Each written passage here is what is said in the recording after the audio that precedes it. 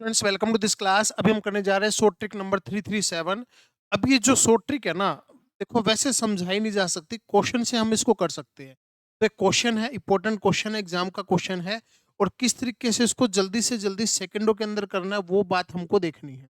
Question इतना important है कि एनडीए के अंदर, जेई के अंदर, सब एग्जाम के अंदर पूछा जाता है। अलग अलग तरीके से अलग अलग टाइम पे क्वेश्चन पिछले सालों के अंदर भी एग्जाम में आ चुका है। तो देखिए, ये क्वेश्चन है और ये ऑप्शन है। क्या अब अगर हम इसको बेसिक से करें तो सबसे पहले अगर एलसीएम लें, क्वाड्रेटिक इक्वेशन बनाएं, फिर उसमें फैक्टर निकालें तो मुश्किल हो जाएगा, क्योंकि इसका क्वाड्रेटिक इक्वेशन बनाना ही मुश्किल हो जाएगा, एलसीएम वगैरह लेना टाइम लग जाएगा। ठीक है। अब अगर हम ऑप्शन में से देखें, चार ऑप्शन है और आंसर इन चारों में से एक है। ये बहुत कमाल की बात है जो काफी सारे क्वेश्चनों के अंदर काम आएगी। तो अगर इन ऑप्शन को देखें, ऑप्शन आपके पास ए, बी, माइनस ए और माइनस बी, ये चार वैल्यू ही दिख रही है इन चारों ऑप्शनों को मिला के। सबसे पहले इनमें से कोई भी एक वैल्यू लेते हैं, मान लीजिए ए लेते हैं। ए को अगर यहाँ पुट करेंगे इस क्वेश्चन के अंदर तो ये बनेगा 1 डिवाइड में 2a प्लस में बी, और इधर 1/a, और उस साइड हमको चाहिए 1/a और 1/b। अब ये देखिए, इसका अगर एलसीएम लेंगे और इसका अगर हम एलसीएम लेंगे तो दोनों अलग अलग आ रहे हैं, सेम नहीं आ रहे।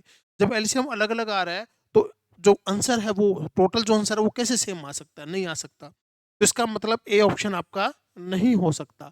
ए ऑप्शन नहीं हो सकता तो इसका मतलब हुआ कि ए आंसर भी नहीं हो सकता और सी आंसर भी नहीं हो सकता, क्योंकि ए आंसर में भी ए है और जो सी आंसर है उसमें भी ए है। अब बाकी बचे बी और डी। अच्छा, बी में माइनस ए है, सी में, डी में भी माइनस ए है, तो इसका मतलब क्या, माइनस ए तो आएगा ही आएगा। तो माइनस ए पुट करके देखें, नहीं भी जरूरत ही नहीं है, पता है माइनस ए तो आंसर आएगा ही। तो माइनस ए तो आंसर आएगा ही आएगा। अब बचा बी और माइनस बी।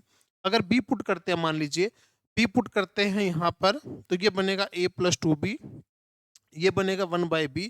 इसका एलसीएम भी वो नहीं आ रहा जो हमको चाहिए है, तो बी ऑप्शन भी, बी वैल्यू भी नहीं हो सकती, तो यानी कि डी ऑप्शन भी कट हो गया। एक ही बचा, वही आपका आंसर है। अगर अभी भी किसी को यहाँ पर डाउट हो तो एक्स की जगह माइनस है या माइनस बी पुट करके जब देखेंगे यही वैल्यू आपकी आएगी। तो इस तरीके से काफी सारे क्वेश्चन हम ऑप्शन पुटिंग से देख सकते हैं, टाइम को बचा सकते हैं, और टाइम बचेगा तो क्वेश्चन भी एग्जाम के अंदर कर लिया जाएगा।